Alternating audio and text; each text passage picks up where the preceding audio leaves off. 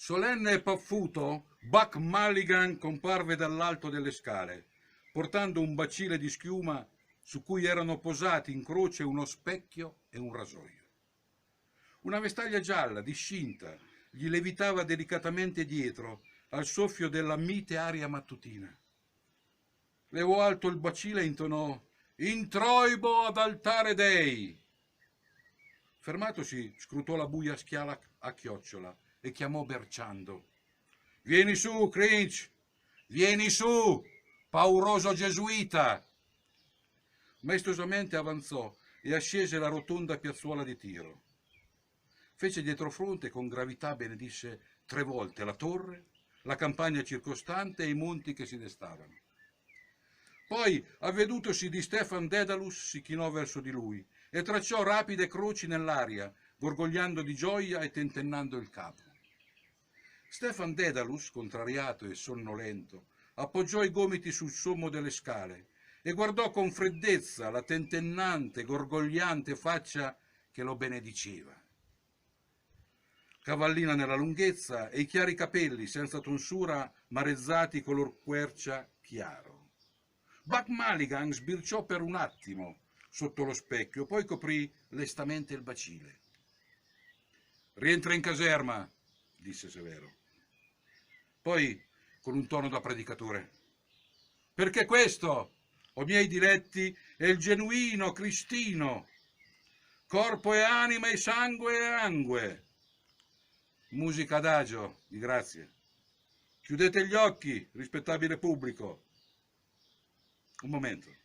C'è un piccolo guaio con quei corpuscoli bianchi. Silenzio! Tutti!». Socquadrò di sghembo e lanciò un lungo, sordo fischio di richiamo. Poi, con rapita attenzione, fece una pausa. E i denti bianchi e regolari gli brillavano qua e là di schegge d'oro. Crisostomo. In risposta, 2 forti fischi acuti attraversarono la quiete. «Grazie, vecchio mio», gridò vivacemente. «Così non c'è manaccio». «Stacca la corrente, ti dispiace?»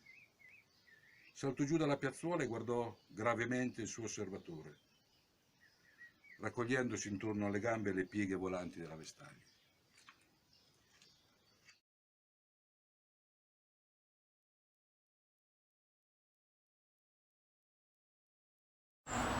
Mr. Deasy told me to write them out all again, he said, and show them to you, sir. Stephen touched the edges of the book. Futility. Do you understand how to do them now? He asked. Numbers 11 to 15, Sergeant answered. Mr. Deasy said I was to copy them off the board, sir.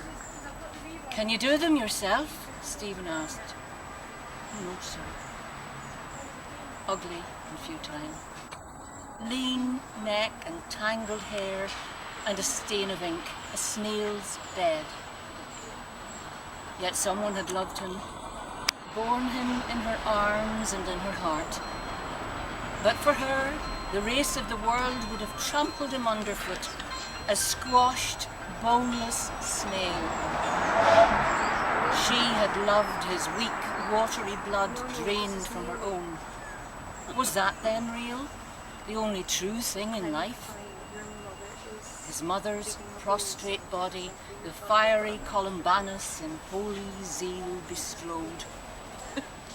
She was no more. The trembling skeleton of a twig burnt in the fire. An odour of rosewood and wetted ashes.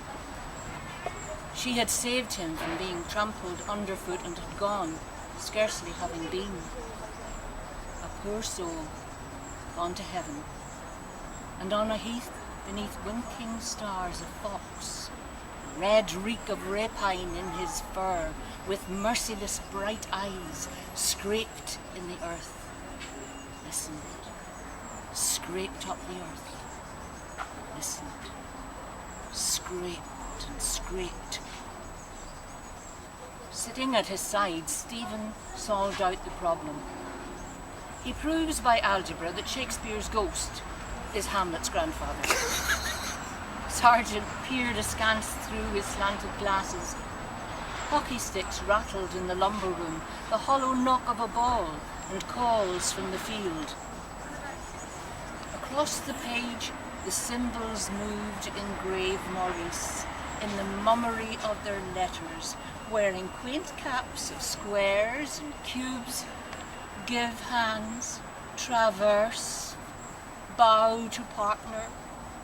So, imps of fancy of the moors, gone too from the world, Averroes and Moses Maimonides, dark men in mien and movement, flashing in their mocking mirrors the obscure soul of the world, a darkness shining in the brightness which brightness could not comprehend. Do you understand now? Can you work the second for yourself? Yes, sir. In long, shady strokes, Sargent copied the data. Waiting always for a word of help, his hand moved faithfully the unsteady symbols, a faint hue of shame flickering behind his dull skin. Amor matris, subjective and objective genitive. With her weak blood and whey sour milk she had fed him and hid him from sight of others, his swaddling bands. Like him was I. These sloping shoulders, this gracelessness, my childhood bands beside me. Too far for me to lay a hand there once or lightly.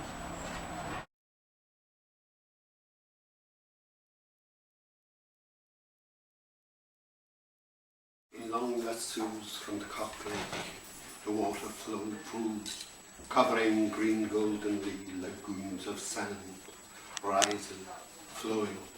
My ash plant will float away. I shall wait. No, they will pass on, passing, chaffing against the low rocks, swirling, passing. Better get this job over quick. A four-worded wave speech.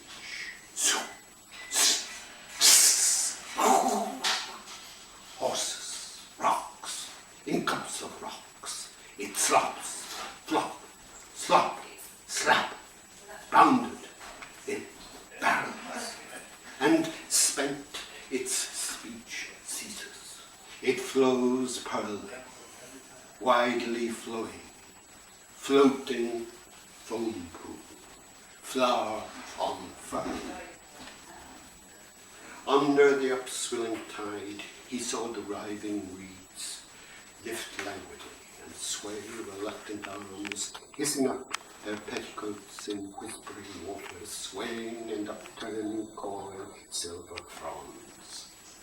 Day by day, night by night, lifted, flooded, and let fall.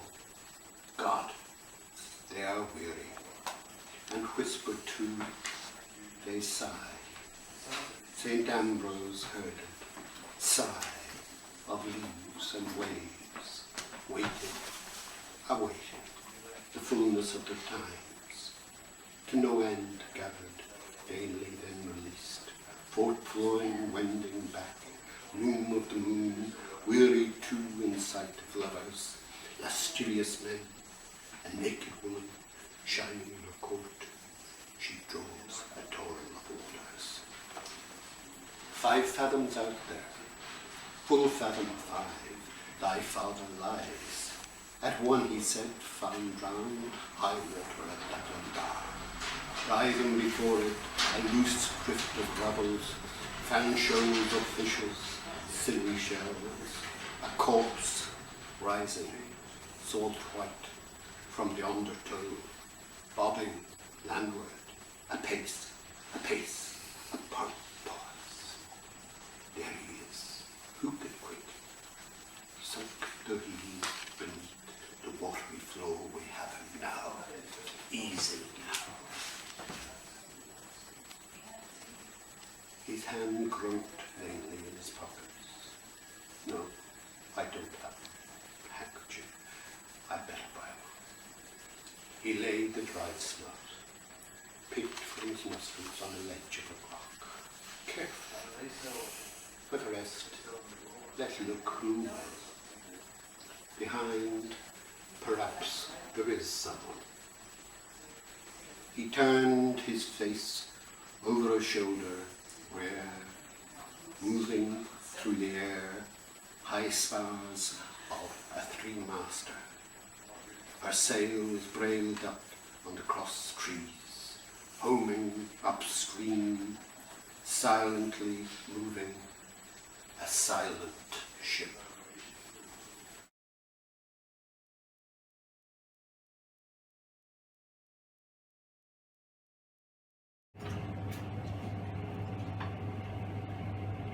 He halted before Douglas's window, staring at the hanks of sausages, polonies, black and white, 50 multiplied by.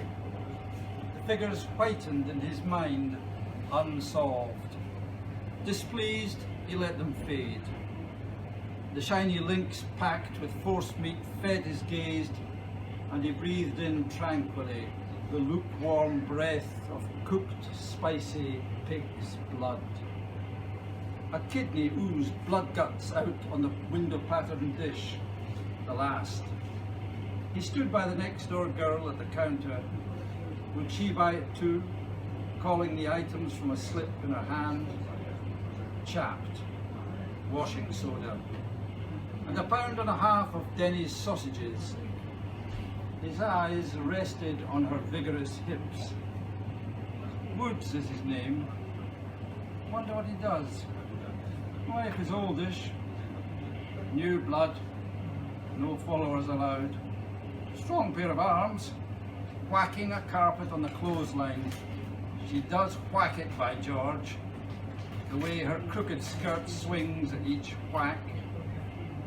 The ferrety-eyed pork butcher folded the sausages he had stripped off with blotchy fingers, sausage pink. Sound meat there, like a stall-fed heifer. He took up a page from the pile of cut sheets. The model farm at Kinnereth in the loch shore of Tiberias can become an ideal winter sanatorium. Moses Montefiore, I thought he was. Farmhouse, wall rounded, blurred cattle cropping. He held the page from him. Interesting. Read it nearer. The blurred cropping cattle, the page rustling, a young white heifer.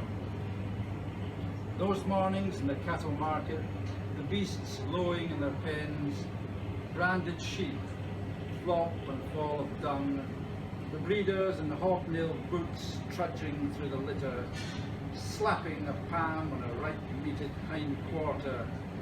There's a prime one. Unpeeled switches in their hands. He held the page aslant, patiently, bending his senses at his will. His soft subject gaze at rest. The crooked skirt, swinging whack by whack by whack. The pork butcher snapped 2 sheets from the pile, wrapped up her prime sausages, and made a red grimace. "Now, my miss," he said. She tendered a coin, smiling boldly, holding her thick wrist out. "Thank you, miss. And 1 shilling 3pence change for you." Mr. Bloom pointed quickly to catch up and walk behind her, if she went slowly, behind her moving hands.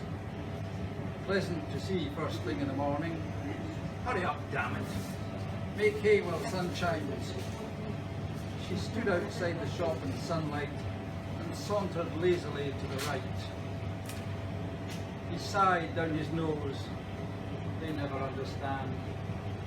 Soda-chapped hands, crusted toenails too, brown scapulars and tatters defending her both ways. The sting of disregard glowed to weak pleasure within his breast. For another, a constable off-duty cuddles her in Eccles Lane. They like them sizable. Prime sausage. "Oh, please, Mr. Policeman, I'm lost in the wood." Threepence, please. His hand accepted the moist, tender gland and slid it into a side pocket. Then it fetched up 3 coins from his trousers pocket and laid them on the rubber pickles.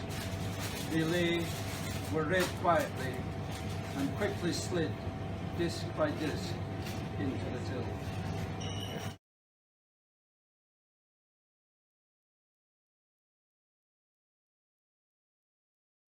Dear dirty Dublin. Dubliners. 2 Dublin vestas, Stephen said, elderly and pious, have lived 50 and 53 years in Funbally's Lane. Where's that, the professor asked. Off Blackpits. Damp night reeking of hungry dough. Against the wall, face glistening tallow under her fustian shawl. Frantic hearts. Akashic records. Quicker, darlant. On now. Dare it. Let there be life.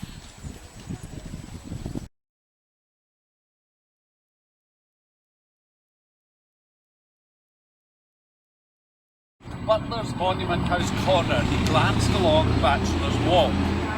Didless's daughters, they're still outside Dillon's auction rooms. Must be selling off some old furniture. Knew her eyes at once from the father, lobbing about waiting for him. Home always breaks up when the mother goes.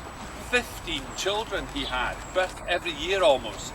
That's in their theology, or the priest won't give the poor woman the confession, the absolution. Increase and multiply. Did you ever hear such an idea?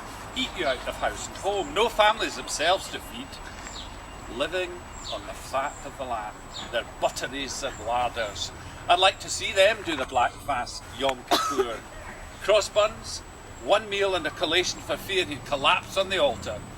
A housekeeper of one of those fellows, if you could pick it out of her, never pick it out of her, like getting LSD out of him. Does himself well. No guests, all for number 1. Watching his water, bring your own bread and butter, his reverence. Mum's the word. Good Lord, that poor child's dresses in flitters. Underfed she looks too. Potatoes and marge and potatoes. It's after they feel it. Proof of the pudding. Undermines the constitution. As he set foot on O'Connell Bridge, a puffball of smoke plumed up from the parapet. Brewery barge with export stout. England. Sea air sours it, I heard. It'd be interesting someday to get a pass through Hancock to see the brewery. Regular world in itself. That's a porter. Wonderful. Rats get in too. Drink themselves bloated as big as a collie floating. Dead drunk on the porter. Drink till they puke again like Christians. Imagine drinking that. Rats, fats. Well, of course, if we knew all the things. Looking down, he saw, flapping strongly, wheeling between the gaunt quay walls, gulls. Rough weather outside. If I threw myself down, Reuben J's son must have swallowed a good bellyful of that sewage. 1 and 8pence too much. It's the droll way he comes out with the things. Knows how to tell a story too. They wheeled lower, looking for grub. Wait. He threw down among them a crumpled paper ball. Elijah, 32 feet, Musek's come. Not a bit. The ball bobbed unheeded on the wake of swells, floated under by the bridge piers. Not such damn fools. Also the day I threw that stale cake out of the Erin's King, picked it up in the wake 50 yards astern. Lived by their wits. They wheeled, flapping. The hungry, famished gull flaps o'er the waters dull. That is how the poets write, the similar sounds. But then Shakespeare has no rhymes, blank verse. The flow of the language it is, the thoughts, solemn. Hamlet, I am thy father's spirit, doomed for a certain time to walk the earth. 2 apples a penny, 2 for a penny. His gaze passed over the glazed apples serried on her stand. Australians, they must be at this time of year. Shiny peels, polishes them up with a rag or a handkerchief. Wait, those poor birds. He halted again and bought from the old apple woman 2 Banbury cakes for a penny and broke the brittle paste and threw its fragments down into the Liffey. See that? The gulls swooped silently, two, then all from their heights, pouncing on prey. Gone, every morsel. Aware of their greed and cunning, he shook the powdery crumb from his hands. They never expected that. Manna. Live on fishy flesh they have to. All seabirds, gulls, sea goose. Swans from Analithi swim down here sometimes to preen themselves. No accounting for tastes. Wonder what kind of swan meat Robinson Crusoe had to live on there. They wheeled, flapping weakly. I'm not going to throw any more. Penny quite enough. Lot of thanks I get. Not even a corn.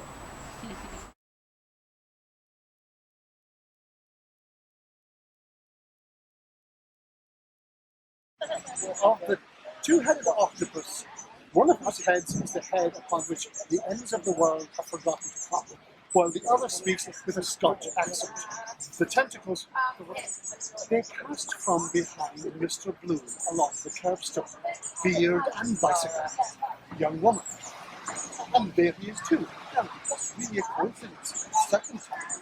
Coming events happening shadows before. Oh my With the goodness! approval of the eminent poet, Mr. George Russell, that might be an easy quickly different. What does that mean? Initials perhaps? Albert Edward, Arthur Edmund, Alphonsus Ed, Ed L. Esquire. What was he saying? The ends of the world with a Scotch accent? Tentacles, octopus. Something occult, symbolism, holding forth. She's taking it all in, not saying a word. To aid gentlemen in literary work. His eyes followed the high figure in homespun, beard and bicycle, and listening woman at his side. Coming from the vegetarian, only veggie bubbles and fruit. Don't eat a beefsteak. If you do, the eyes of the cow will pursue you through all eternity. They say it's healthier. Wind and water even.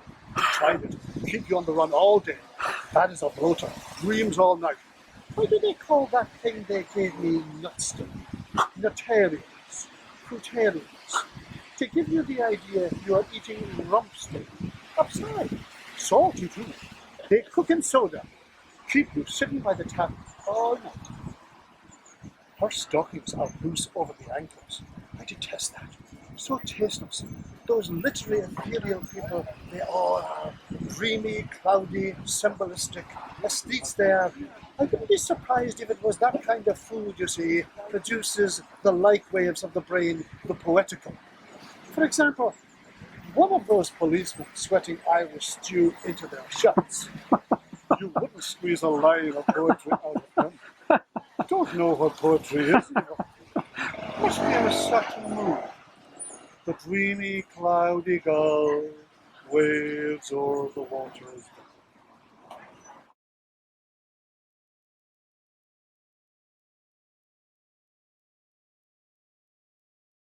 His heart astir, he pushed in the door of the Barton restaurant.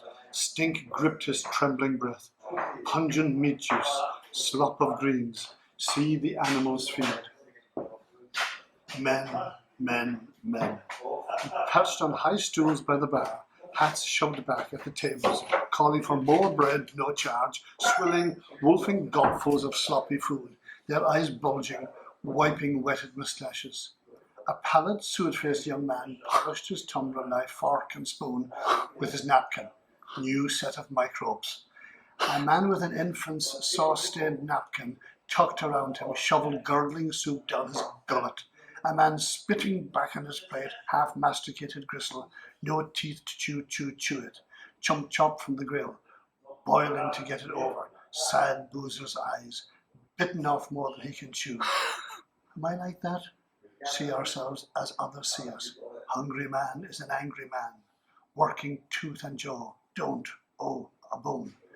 That last pagan king of Ireland, Cormac, in the school poem, choked himself at Sletty, southward of the Boyne. Wonder what he was eating. Something voluptuous. St. Patrick converted him to Christianity. Couldn't swallow it all, however. Roast beef and cabbage. One stew. Smells of men. His gorge rose. Spat on sawdust, sweetish, warmish cigarette smoke. Reek of plug, spilt beer, men's beery piss, the stale of ferment. Couldn't eat a morsel here. Fellow sharpening knife and fork to eat all before him. Old chap picking his tootles, slight spasm, full chewing the cud, before and after, grace after meals. Look on this picture, then on that, scoffing up stew gravy with sopping sippets of bread. Lick it off the plate, man. Get out of this. He gazed round the stooled and tabled eaters, tightening the wings of his nose. 2 stouts here, 1 corn and cabbage. That fellow ramming a knife full of cabbage down as if his life depended on it. Good stroke. Give me the fidgets to look. Safer to eat from his 3 hands. Tear it limb from limb. Second nature to him, born with a silver knife in his mouth. That's witty, I think. Or no, silver spoon means born rich. Born with a knife? Oh, but then the illusion is lost. An ill-girt server gathered sticky, clattering plates, rocked the bailiff, standing at the bar, blew the foamy crown from his tankard. Well up, it splashed yellow near his boot. A diner, knife and fork upright, elbows on table, ready for a second helping, stared towards the food lift across his stained square of newspaper. Other chap telling him something with his mouth full. Sympathetic listener. Table talk. I munched him onto the Ulster Bank on Wednesday. Ah, did you, Faith? Mr. Bloom raised 2 fingers doubtfully to his lips. His eyes said, not here, don't see him. Out. I hate dirty eaters. He backed towards the door. Get a light snack in, Davy Burns. Stopgap. Keep me going. Had a good breakfast. Roasted beef mash here, pint of stout. Every fellow for his own, tooth and nails. Gulp, grub, gulp, gob stuff. He came out into the clearer air and turned back towards Grafton Street. Eat or be eaten. Kill, kill.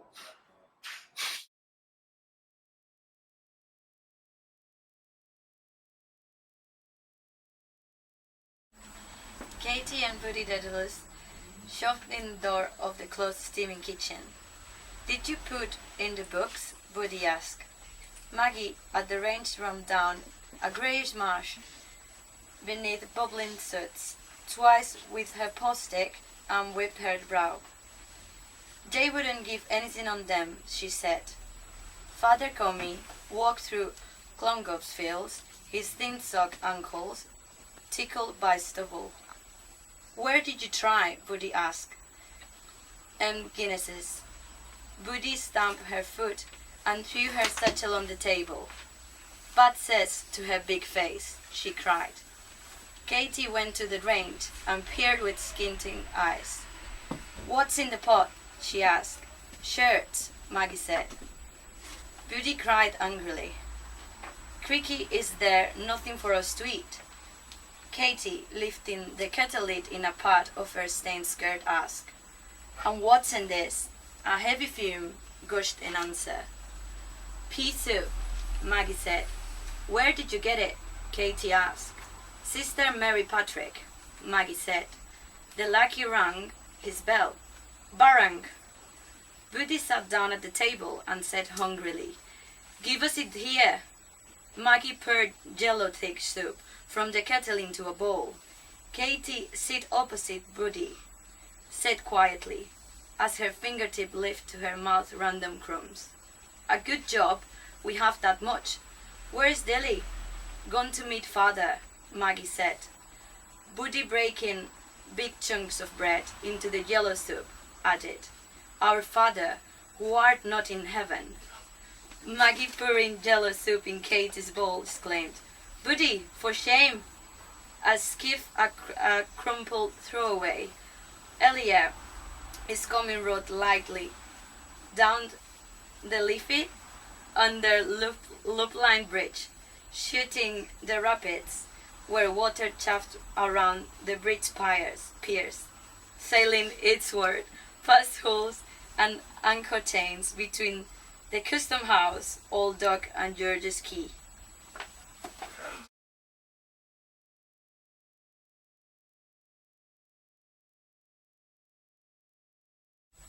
They went up the steps and under Merchant's Arch. A dark-backed figure scanned books on the hawker's cart. There he is, Lenihan said. Wonder what he's buying, McCoy said, glancing behind. Leopoldo or Bloom is on the rye, Lenihan said. He's dead nuts on sales, McCoy said. I was with him one day and he bought a book from an old one in Liffey Street for £2 bob. There were fine plates in it worth double the money. The stars and the moon and comets with long tails. Astronomy it was about. Lenihan laughed. I'll tell you a damn good one about comets' tails, he said. Come over in the sun. They crossed to the metal bridge and went along Wellington Quay by the river wall. Master Patrick Aloysius Dignam came out of Magnum's late feathering backs carrying £1.5 of pork steaks. There was this big spread out at Glencree Reformatory, Lenihan said eagerly. The annual dinner, you know, boiled shirt affair. The Lord Mayor was there, Val Dillon it was, and Sir Charles Cameron and Dan Dawson spoke, and there was music. Bartle Darcy sang, and Benjamin Dowell.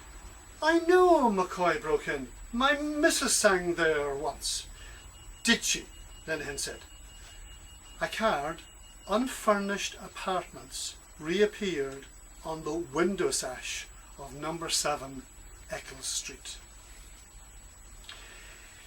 He checked his tail a moment but broke out in a wheezy laugh. But wait till I tell you, he said. Delahunt of Camden Street had the catering, and yours truly was chief bottle washer. Bloom and the wife were there. Lashings of stuff we put up. Port wine and sherry and curacao, to which we did ample justice. Fast and furious it was. After liquids came solids. Cold joints galore and mince pies. I know, McCoy said. The year the missus was there. Lenihan linked his arm on me. But wait till I tell you, he said. We had a midnight lunch too after the jollification, and when we sallied forth it was blue o'clock in the morning after the night before. Coming home it was a gorgeous winter's night on the Featherbed Mountain. Bloom and Chris Callanan were on one side of the car and I was with the wife on the other. We started singing glees and duets. Lo, the early beam of morning. She was well primed with a good load of Delahunt's port under her belly band. Every jolt the bloody car gave, I had her bumping up against me. Hell's delights. She has a fine pair, God bless her. Like that? He held out his caved hands a cubit from him, frowning. I was tucking the rug under her and settling her boa all the time. Know what I mean? His hands moulded ample curves of air. He shut his eyes tight in delight, his body shrinking, and blew a sweet chirp from his lips. The lad stood to attention anyhow, he said with a sigh. She's a gamey mare and no mistake. Bloom was pointing out the stars and the comets in the heavens to Chris Callanan and the Jarvey, the Great Bear and Hercules and the Dragon and the whole jing-bang lot. But by God, I was lost, so to speak, in the Milky Way. He knows them all, Faith. At last, she spotted a weeny weeshy 1 miles away. And what star is that, Poldy, says she. By God, she had Bloom cornered. That one, is it? Said Chris Callanan. Sure, that's only what you might call a pinprick. By God, he wasn't far wide of the mark. Lenihan stopped and leaned on the river wall, panting with soft laughter. I'm weak, he gasped. McCoy's white face smiled about it at instance and grew grave. Lenihan walked on again. He lifted his yachting cap and scratched his hind head rapidly. He glanced sideways in the sunlight at McCoy. He's a cultured all-round man, Bloom is, he said seriously. He's not one of your commoner garden. You know, there's a touch of the artist about old Bloom.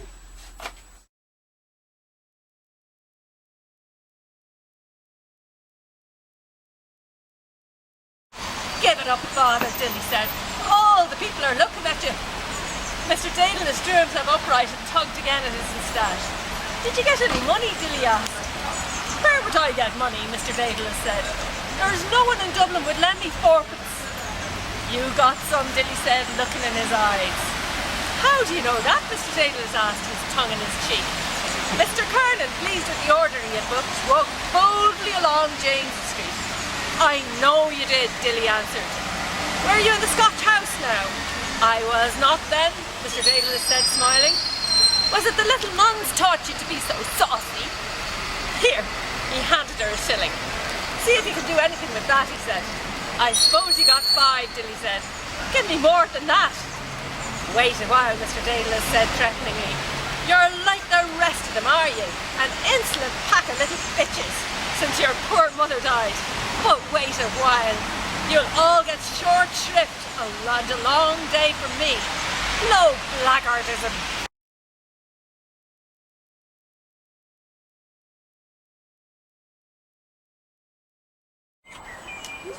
In Inish Foyle the Fair, there lies a land, the land of Holy Meacha. There rises a watchtower, beheld of men afar.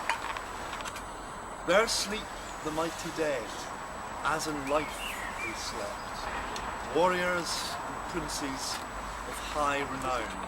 A pleasant land it is, in sooth, of murmuring waters, fishful streams where sport the gurnard, the plaice, the roach, the halibut, the jibbed haddock, the grouse, the dab, the brill, the flounder, the pollock, the mixed coarse fish generally, and other denizens of the aqueous kingdom, too numerous to be enumerated.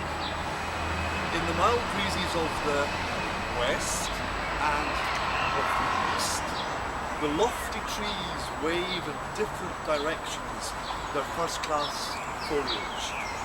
The wafty sycamore, the Lebanonian cedar, the exalted plane tree, the eugenic eucalyptus, and other ornaments of the arboreal world with which that region is thoroughly well supplied. Lovely maidens sit in close proximity to the roots of the lovely trees, singing the most lovely songs while they play with all kinds of lovely objects, as for example gold ingots, silvery fishes, crans of herrings, drafts of eels, codlings, creels of fingerlings, purple sea gems and playful insects. And heroes voyage from afar to woo them, from Iblana to Slieve Margay, the peerless princes of unfettered Munster, and of Connacht, and Connacht the Just, and of smooth, sleek Leinster, and of Cruachan's land, and of Armagh the splendid, and of the noble district of Boyle, princes, the sons of kings. And there rises a shining palace, whose crystal glittering roof is seen by mariners who traverse the extensive sea in barks built expressly for that purpose. And thither come all herds and fatlings and first fruits of that land, for O'Connell Fitzsimon takes toll of them, a chieftain descending from chieftains. Thither the extremely large wains bring poison of the fields, flaskets of cauliflowers, floats of spinach, pineapple trunks,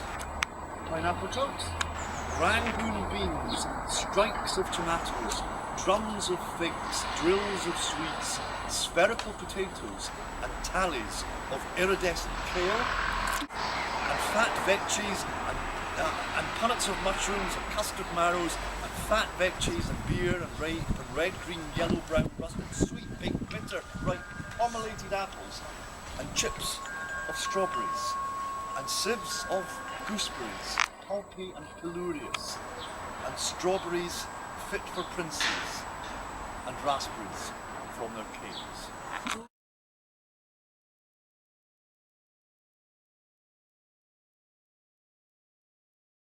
names that can't speak their own language. And Joe chipping in because he stuck someone for a quid, and Bloom putting in his old broom with his two-penny stump that he cadged off Joe, and talking about the Gaelic League and the Anti-Treating League and drink, the curse of Ireland. Anti-treating is about the size of it. Gob. He'd let you pour all manner of drink down his throat till the Lord would call him before you'd ever see the froth of his pint. And one night I went in with a fellow into one of their musical evenings, song and dance, about she could get up on a truss of hay. She could my Maureen lay. And there was a fellow with a ballyhooly blue ribbon badge spiffing out of him in Irish, and a lot of Colleen Bonds going about with temperance beverages and selling medals and oranges and lemonade and a few old dry buns. Gob. Flahula. Entertainment, don't be talking. Ireland sober is Ireland free.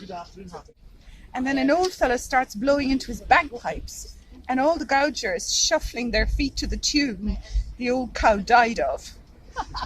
And one or two sky pilots having an eye around that there was no goings on with the females hitting below the belt. So how endeavour, as I was saying, the old dog, seeing the tin was empty, starts mousing around by Joe and me. I'd train him by kindness, so I would, if he was my dog. Give him a rousing fine kick now and again, where it wouldn't blind him. Afraid he'll bite you, says the citizen, sneering. No, says I, but he might take my leg for a lamppost. So he calls the old dog over. What's on you, Gary? Says he. Then he starts hauling and mauling and talking to him in Irish. And the old towser growling, letting on to answer like a duet in the opera. Such growling you never heard as they let off between them. Someone that has nothing better to do ought to write a letter pro bono, publico, to the papers about the muzzling order for a dog the like of that. Growling and grousing, and his eye all bloodshot from the drought is in it, and the hydrophobia dropping out of his jaws.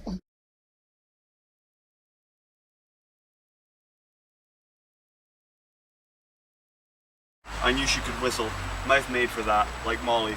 Why that high-class Warren Janet's wore her veil only to her nose? Would you mind please telling me the right time? I'll tell you the right time up a dark lane. Say prunes and prisms 40 times every morning, cure for fat lips, caressing the little boy too. Onlookers see most of the game. Of course they understand birds, animals, babies in their line. Didn't look back when she was going down the Strand, wouldn't give that satisfaction. Those girls, those lovely seaside girls, fine eyes she had, clear. It's the white of the eye that brings out not so much but the pupil. Did she know the what eye? Of course. Like a cat sitting beyond a dog's jump. Women never meet one like that Wilkins in the high school drawing a picture of Venus with all his belongings on show. Call that innocence? Poor idiot. His wife has her work cut out for her. Never see them sit on a bench marked wet paint. Eyes all over them. Look under the bed for what's not there. Longing to get the fright of their lives, sharp as needles they are. When I said to Molly the man at the corner of Cuff Street was good looking, thought she might like, twigged at once he had a false arm. Had too. Where did they get that? Typist going up Roger Green's stairs two at a time to show her understandings.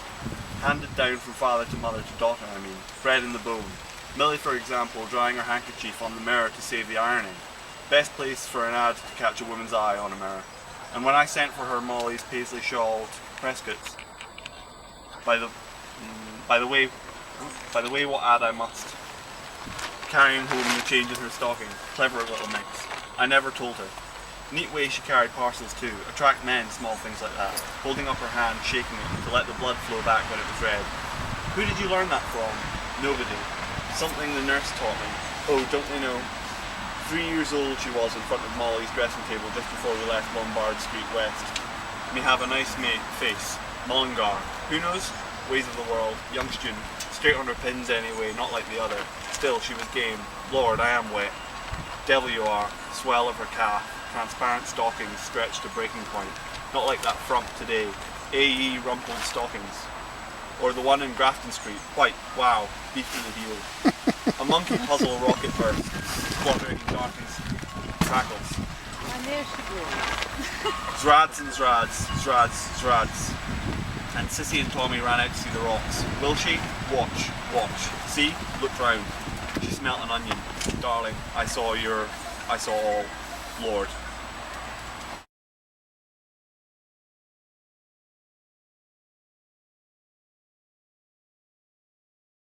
Taking Stephen to one side, he had the customary doleful ditty to tell. Not as much as a farthing to purchase a night's lodgings. His friends had all deserted him. Furthermore, he had a row with Linehan and called him to Stephen a mean bloody swab with a sprinkling of other uncalled for expressions. He was out of a job and implored of Stephen to tell him where on God's earth he could get something, anything at all to do. No, it was the daughter of the mother in the wash kitchen that was foster sister to the heir of the house, or else they were connected through the mother in some other way. Both occurrences happening at the same time, if the whole thing wasn't a complete fabrication from start to finish. Anyhow, he was all in.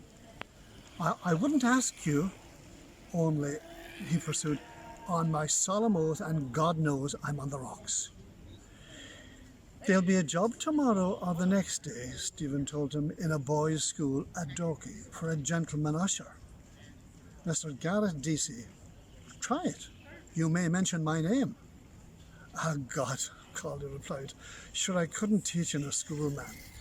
I was never one of your bright ones, he added with a half laugh.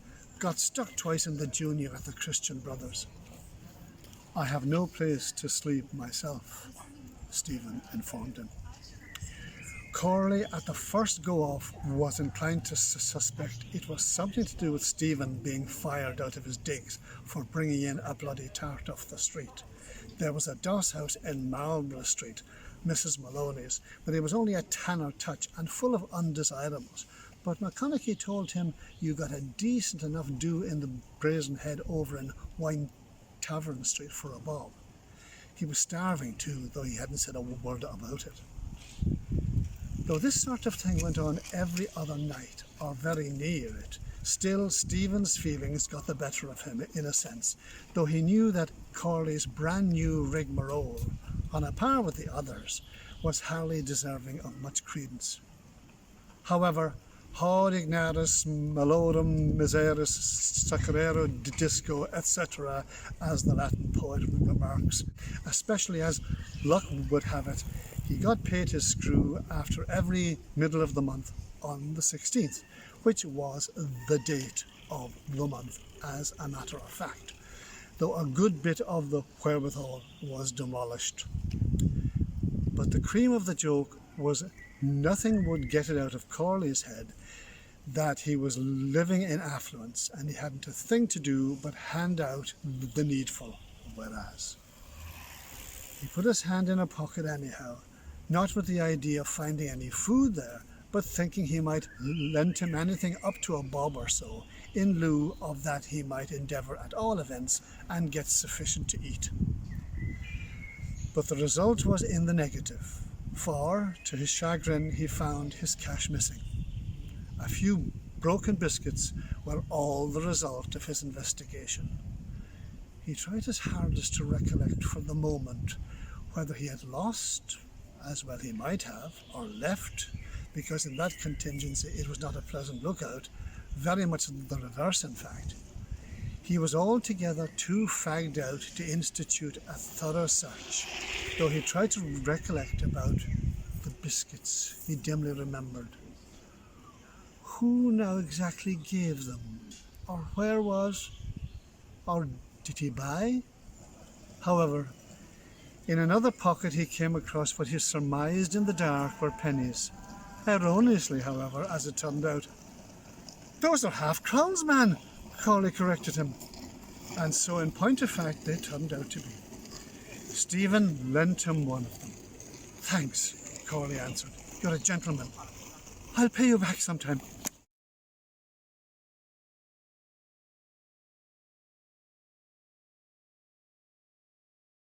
"Come!"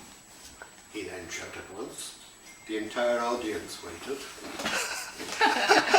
anticipating an additional donation. Looking still a further egg. Pom, he shouted twice. Egg 2, evidently demolished. He nodded and winked, added bloodthirstily. Buffalo Bill, shoots to kill, never missed, nor he never will. A silence ensued till Mr. Bloom, for agreeableness' sake, just felt like asking him whether it was for marksmanship, competition, like the Bisley. Beg pardon, the sailor said. Long ago? Why, the sailor replied, relaxing to a certain extent under the magic influence of diamond, cut diamond. It might not have 10 years. He toured the wide world with Henry's Royal Circus. I seen him do that in Stockholm. Curious coincidence, Mr. Bloom confided to Stephen. Murphy's my name, the sailor continued. W.B. Murphy of Carricklow. Know where that is? Queenstown Harbour, Stephen replied. That's right, the sailor said. Fort Camden, Fort Carlisle, that's where I hails from. My little woman's down there, she's waiting for me, I know.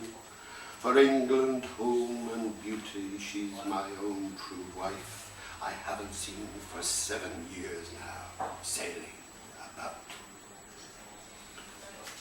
Mr. Bloom could easily picture his advent on this sea. A few pages on, because we've had more drink.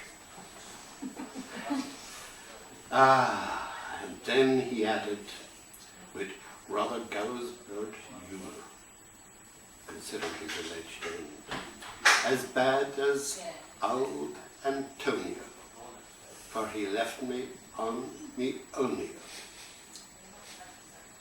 The face of a streetwalker, glazed and haggard, under a black straw hat, peered askew around the door of the shelter, palpably reconnoitring on her own with that object of bringing more grist to her mill.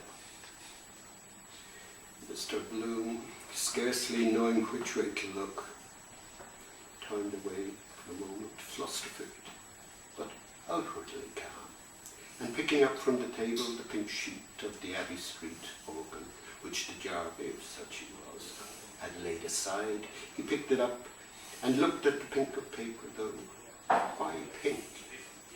His reasons for doing so was he recognized on the moment, round the door, the same face he had caught a fleeting glimpse of that afternoon on Ormond Quay, the partially idiotic female name of the lane, who knew the lady in the brown costume does be with you, and begged the chance of his washing. By the washing, which seemed rather late than not, your washing. Still candour compelled him to admit that he had washed his wife's undergarments and sold in Howard Street, and women would and did too a man's similar garments in the shelter with Bewley and Draper's marking it. Hers were, that is, if they really loved him, that is, to say, love me, dirty shirt. Still, just then being on tenterhooks, he desired the female's room more than her company. So it came as a genuine relief when the keeper made her a rude sign to take herself off. Round the side of the Evening Telegraph, he just caught a fleeting glimpse of her face. Around the side of the door, with a kind of demented, glassy grin, showing that she was not exactly all there. Viewing with evident amusement the group of gazers round Skipper Murphy's nautical chest. And then there was no more of her.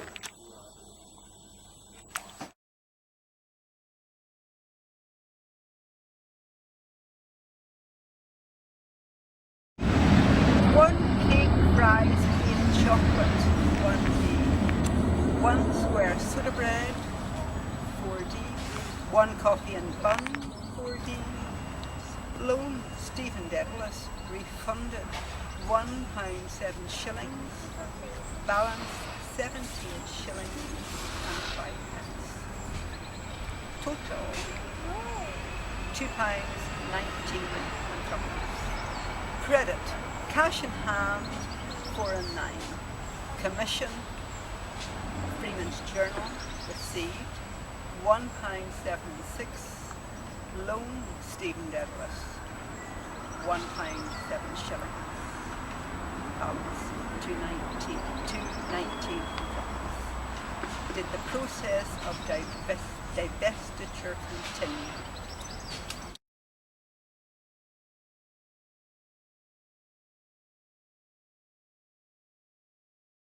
He was pretty hot, for all his tinny voice too.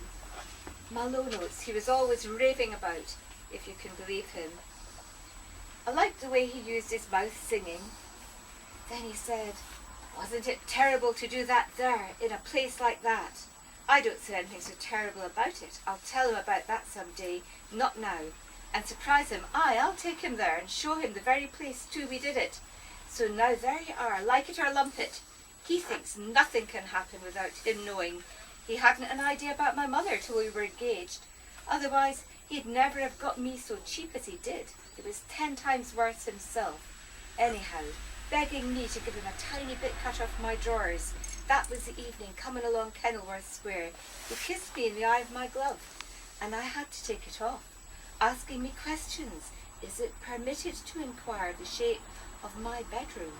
So I let him keep it, as if I forgot to think of when I saw him slip it into his pocket. Of course, he's mad on the subject of drawers. That's plain to be seen, always skeezing at those brazen-faced things on the bicycles, with their skirts blowing up their navels, even when Millie and I were out with him at the open-air fete, that one in the cream muslin standing right against the sun, so you could see every atom she had on. When he saw me from behind, following in the rain, I saw him before he saw me, however, standing at the corner of the Harold's Crossroad, with a new raincoat on him, with a muffler in his zingery colours to show off his complexion, the brown hat looking, sly boots as usual. What was he doing there when he had no business? They can go and get whatever they like from anything at all with a skirt on it, and we're not to ask any questions. But they want to know, where were you? Where are you going?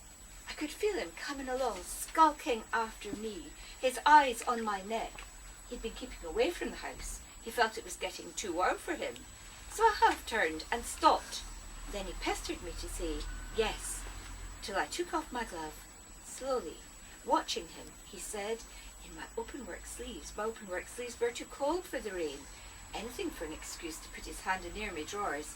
Drawers the whole blessed time, till I promised to give him the pair off my doll to carry about in his waistcoat pocket. Oh, Maria Santissima, he did look a big fool, drooping in the rain. Splendid set of teeth he had. Made me hungry to look at them, and beseeched of me, lift the orange petticoat I had on with sun-ray pleats. That there was nobody, he said, he'd kneel down in the wet if I didn't, so persevering he would too, and ruin his new raincoat. You never know what freak they'd take along with you.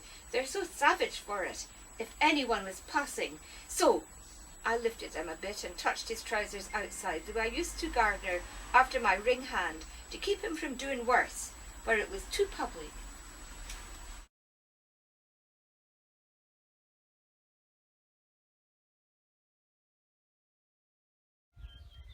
Il sole splende per te, disse lui quel giorno che eravamo stesi tra i rododendri sul promontorio di Howe. Con quel suo vestito di tweed grigio e la paglietta, il giorno che gli feci la dichiarazione. Sì, prima gli passai in bocca quel pezzetto di biscotto all'anice. Era un anno bisestile come ora. Sì, 16 anni fa. Mio Dio, quel bacio così lungo, non avevo più fiato. Sì, disse che ero un fior di montagna. Sì, siamo tutti fiori allora, un corpo di donna. Sì, È stata una delle poche cose giuste che ha detto in vita sua. E il sole splende per te oggi. Sì, perciò mi piacque. Sì, perché vidi che capiva o almeno sentiva cos'è una donna. E io sapevo che me lo sarei rigirato come volevo e gli detti quanto più piacere potevo per portarlo a quel punto finché non mi chiese di dire di sì. E io da principio non volevo rispondere, guardavo solo in giro il cielo, il mare. Pensavo a tante cose che lui non sapeva di Malvey o Mr. Shanhope e Esther e papà e il vecchio capitano Groves e i marinai che giocavano al piattello e alla cavallina, come dicevano loro, sul molo, e la sentinella davanti alla casa del governatore con quella cosa attorno all'elmetto bianco, povero diavolo mezzo arrostito, e le ragazze spagnole che ridevano nei loro scialli e quei pettini alti, e le aste la mattina, i greci, gli ebrei, gli arabi e il diavolo chissà altro da tutte le parti d'Europa, e Duke Street e il mercato del pollame, un gran pigolio davanti all'Arby Sharon, e i poveri ciuchini che inciampavano mezzi addormentati, e gli uomini avvolti nei loro mantelli addormentati all'ombra sui scalini, e le grandi ruote dei carri e dei tori, il vecchio castello, vecchio di 1000 anni, sì, e quei bei mori tutti in bianco e turbanti come re, che ti chiedevano di metterti a sedere in quei loro buchi di botteghe, e Ronda, con le vecchie finestre delle posadas. 2 fulgidi occhi celava l'inferiata perché il suo amante baciasse le sbarre e le gargotte, mezzo aperte la notte, e le nacchere, e la notte che perdemmo il battello di Algesiras, il sereno che faceva il suo giro con la sua lampada, e quel pauroso torrente laggiù in fondo, e il mare, qualche volta cremesi come il fuoco, e gli splendidi tramonti e i fichi nei giardini dell'Almeda, sì, e tutte quelle stradine curiose, le case rosee, azzurre e gialle, e i roseti e i gelsomini, i gerani, i cactus, e Gibilterra da ragazza dov'ero, un fior di montagna, sì. Quando mi misi la rosa nei capelli come facevano le ragazze andaluse, ne porterò una rossa, sì. E come mi baciò sotto il muro moresco, e io pensavo, beh, lui ne vale un altro, e poi gli chiesi con gli occhi di chiedere ancora, sì. E allora mi chiese se io volevo, sì, dire sì, mio fior di montagna, e per prima cosa gli misi le braccia intorno, sì, e me lo tirai addosso, in modo che mi potesse sentire il petto tutto profumato, sì. E il suo cuore batteva come impazzito e sì, dissi sì, voglio, sì.